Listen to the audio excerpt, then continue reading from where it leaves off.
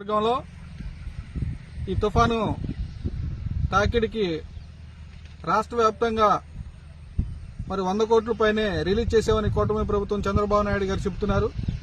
మరి పెడన్ నియోజకవర్గంలో అయితే మరి చూస్తున్నారు, వేల ఎకరాల పైనే మరి ఈ తుఫాను బాధితులుగా ఉన్నారు.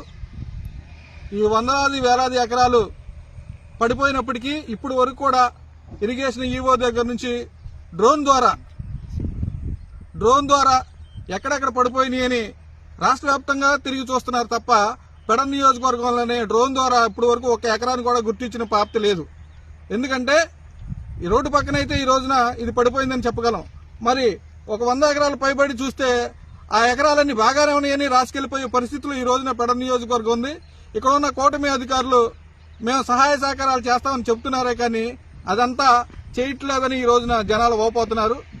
అలాగే కాంగ్రెస్ పార్టీ నుంచి డిమాండ్ చేస్తున్నాం, ఇప్పుడు ఎవరైతే పునరావాస కేంద్రాల్లో ఉన్నారో వాళ్ళందరికీ కూడా ఇంటికి పంపించే తరుణంలో ప్రతి కుటుంబానికి 10,000 రూపాయలు, అలాగే ఈ 10 రోజుల నుంచి ఇబ్బంది పడతారో తర్వాత కూడా వాళ్ళందరికీ గ్రాసరీకి సంబంధించిన ఒక 50 కేజీలు బియ్యం, పప్పు, ఉప్పు, నూనెలు కూడా సమకూర్చాలని మేము డిమాండ్ చేస్తున్నాం.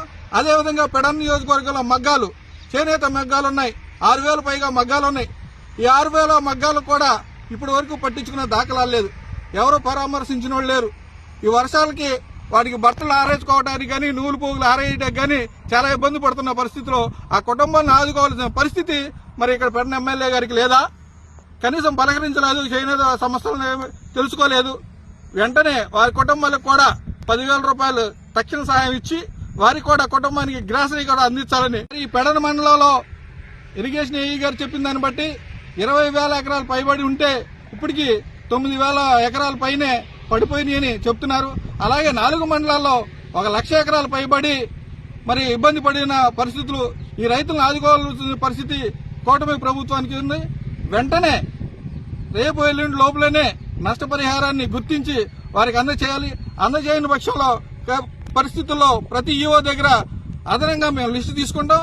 కలెక్టర్ ఆఫీస్ కూడా కాంగ్రెస్ ప్రభుత్వం ద్వారా వెళ్లి వాళ్ళకి ఇచ్చే విధంగా ఇవ్వని పక్షంలో షర్మిలారెడ్డి గారిని తీసుకొచ్చి నష్టపరిహారం ఇప్పించే తరుణంలో కాంగ్రెస్ పార్టీ ఉండదని తెలియజేస్తున్నాం.